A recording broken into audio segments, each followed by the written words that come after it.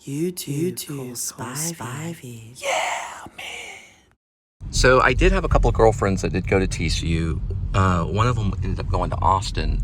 That she transferred from Texas Christian University, and she went to Austin. She was the one that did that Night of Iguana scene when she was doing a theater appreciation. Then I had another girlfriend here named Channing Freelove, who was executed by a gang, and she got caught up in marijuana sales, or supposedly that was the rumor. And she went to go talk with them, to reason with them, because supposedly some of the stuff that she had that was fronted to her or whatever was stolen. So they basically just killed her when she tried to reason with them, because you can't reason with those types of people. Look at this statue right here.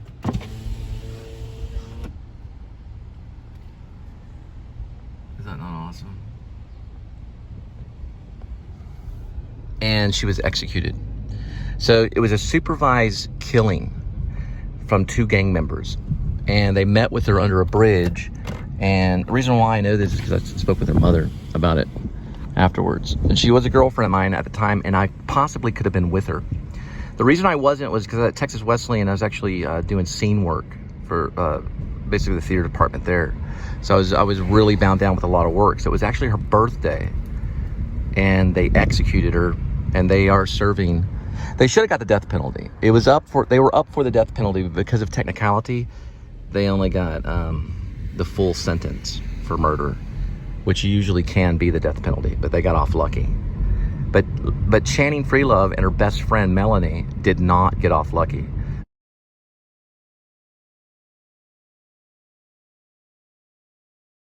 But Channing Freelove and her best friend Melanie did not get off lucky.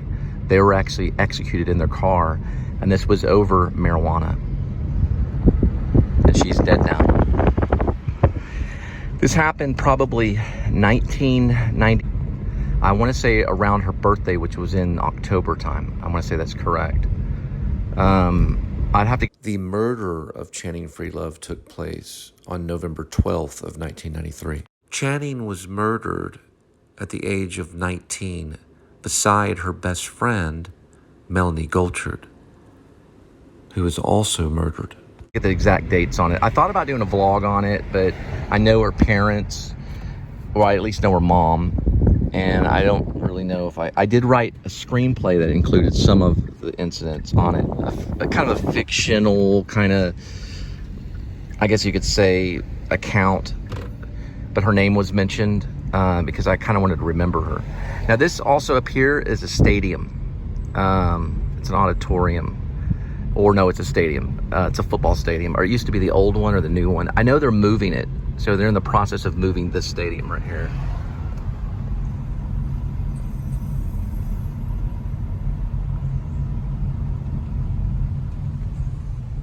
And here it is right here. This is where my stepdad used to play football. It's the Horned Frogs TCU Stadium right there.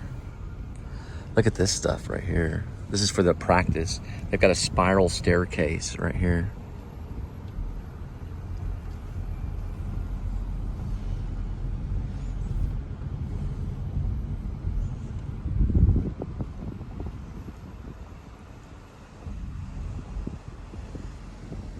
The Horned Frogs is TCU. They did pretty good in football. UNT also, I graduated from UNT, so they have a pretty good football team. They have the Eagles. This is actually the Horned Frogs, and they're about as good as UNT. This is the Bob Lilly physical performance right here. That's the Department of Phys Ed, where a lot of people become like football coaches or physical therapists. Some football players, some make it NFL, some don't, just depending. But this is actually part of campus right here.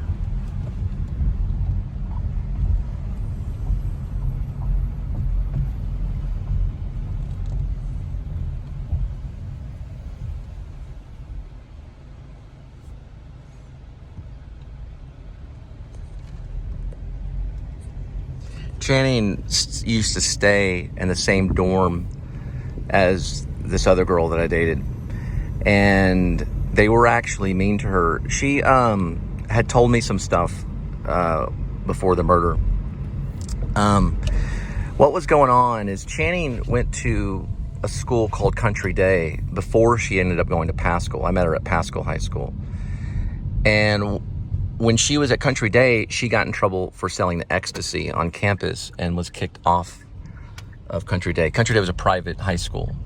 She went to Pascal, and that's where I met her.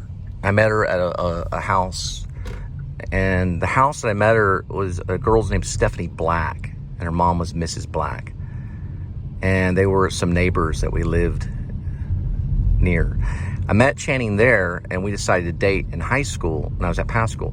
Well, as we graduated Pascal High School, I went to Texas Wesleyan University, which is way over on the other side of town. Channing went to TCU. And I was studying theater arts, and Channing was studying to be a doctor, a medical doctor. Now, I didn't know at the time, the very immediate time, but I had some information, or I had heard that she was possibly dealing, and she had a pager. So it was a pager that she had on her. And one time we were hanging out at her dorm, and the pager went off. And I said, "Who was that?" And she said, "That's my dealer." And I said, "Why are you doing that? You need to go get a real job. Stop doing that. You know, that's going to get people, you know, that's going to be a big deal. That's going to put you in a lot of danger or whatever. Don't do that. Find a real job.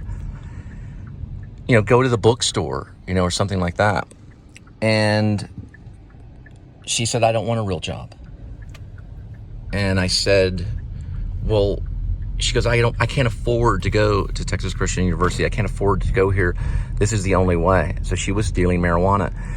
She said her dealer was a Latino man, is all she said. He's some Mexican, is what she said. And what ended up happening was they fronted her a certain amount of marijuana, and her roommates, there were two lesbian roommates that she lived with on the other side of town, because eventually she couldn't afford to be in the dorms. So she left the dorms, but they were giving her a lot of trouble in the dorms. They'd leave notes on her door complaining about certain things. The other girl that I was dating too at the time, which was down the hall right over here on the other side of this building, right over here, could have been behind some of those complaints against her. But she ended up leaving, and she stayed at TCU, and she moved into an apartment with these two lesbians, and supposedly they stole the marijuana that she was supposed to sell, that they actually fronted to her or gave to her. And they basically said they wanted to meet with her because she didn't pay what she was supposed to pay. It was over money. Since she didn't have the money, they executed her. And she was at Texas Christian University. Now, the rumor is they're part of the Crip gang, which it'll take a long time to find out everyone behind that. It was more than just two people. And supposedly the dealer probably ordered the hit. The dealer went to the Crip gangs and told them that we'll kill your family if you don't kill Channing Freelove. So they scared this young boy into killing her. And then another Crip member supervised it. So watch it happen. That dealer really wanted Channing to be killed. Now, if they find that dealer, he will be executed. Because that's the one they would want to execute. Because he premeditated the crime and murdered her.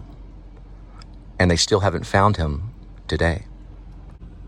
And my goal is to reopen that case maybe and find that person so that they're held accountable for their actions.